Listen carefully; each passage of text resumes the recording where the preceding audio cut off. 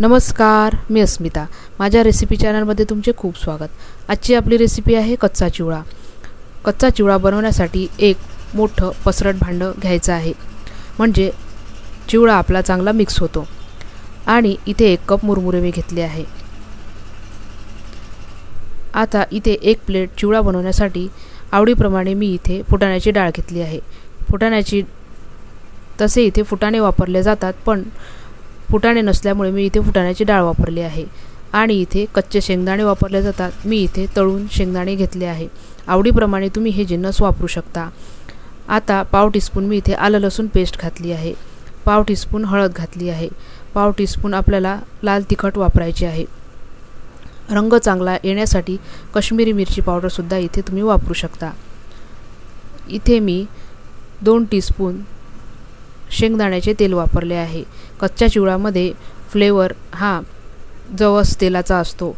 कच्च्या चिवड्यामध्ये बऱ्याच ठिकाणी जवसाचं तेल हे वापरलं जातं. त्याचा एक स्पेसिफिक फ्लेवर असतो आणि त्याच्यामुळे चिवड्याला छान टेस्ट येते. सर्व साहित्य मसाले मी मिक्स करून घेतले. आणखी थोडं तिखट कमी वाटलं म्हणून मी इथे वापरलं आहे. आवडीप्रमाणे चवीप्रमाणे इथे तुम्हाला लाल तिखट वापरायचं आहे. पाव टीस्पून पिठी साखर घालायची आहे.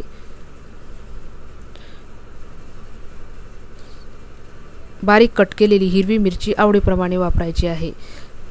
आता 1 कप मुरमुरे स्वच्छ करून मी घेतले आहे. मुरमुरे कुरकुरीत असणे हे आवश्यक आहे.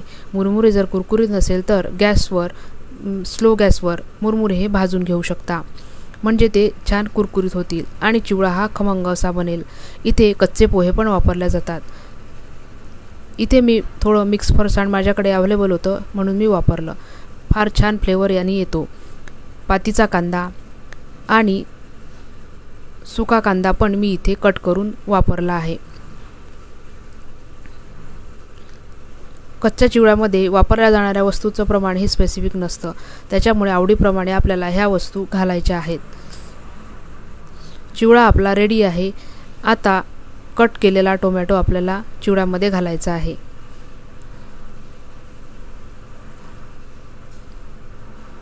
त्याच्यानंतर बारीक शेव मी इथे वापरली आहे. आणि आपल्याला लिंबू पिळून मिक्स करून चिवडा हा सर्व करून घ्यायचा आहे. इथे बारीक कट केलेली कोथिंबीर पण आपल्याला घालायची आहे. थोडंसं फरसाण आणि बारीक कट केलेली कोथिंबीर घालून चिवडा हा सर्व करून घेऊ. ही रेसिपी कशी वाटली कमेंटद्वारे नक्की कळवा. लाईक करा, शेअर करा, सबस्क्राईब करा आणि बेल आयकॉनही प्रेस करा, म्हणजे माझ्या व्हिडिओच्या नोटिफिकेशन तुम्हाला मिळतील. धन्यवाद.